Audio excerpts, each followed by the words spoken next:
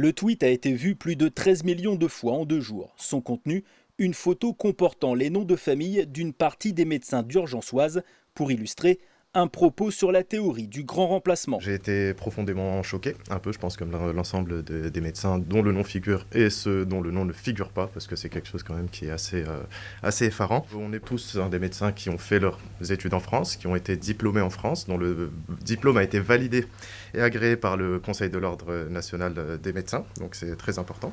Les professionnels concernés comprennent d'autant moins qu'ils interviennent depuis 35 ans sur un territoire qu'ils jugent sinistré sur le plan médical.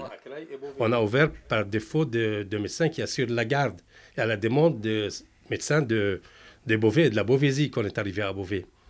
Et on a fait Compiègne à la demande de la mairie de Compiègne qui nous a soutenus pour faire l'antenne de Compiègne. Pour nous, c'est une campagne politique, raciste, diffamatoire et discriminatoire complètement contre un groupe de médecins.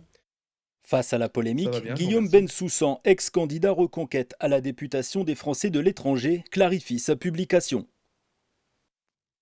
Moi, cette image, je l'ai trouvée sur Twitter, je ne l'ai pas prise moi-même. Et donc, j'ai été quand même assez surpris du fait que 100% des patronymes qui étaient sur cette image étaient à consonance maghrébine. Comme on a un numerus clausus qui est délirant du fait de sa toute petite taille depuis 20 ou 30 ans, eh ben, on est obligé d'aller chercher des médecins étrangers. Une position que n'entend pas la maire de Creil où le siège de la structure est installé. L'édile, fier des médecins issus de sa ville, souhaite porter l'affaire en plus haut lieu. On utilisera tous les moyens en notre pouvoir pour les soutenir et pour soutenir les actions qu'ils vont engager.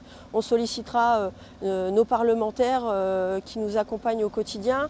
Je pense à Alexandre Louisy au Sénat ou à des gens comme Boris Vallaud à l'Assemblée nationale. Le Conseil de l'Ordre des médecins doit se réunir en début de semaine pour déterminer si une plainte sera déposée.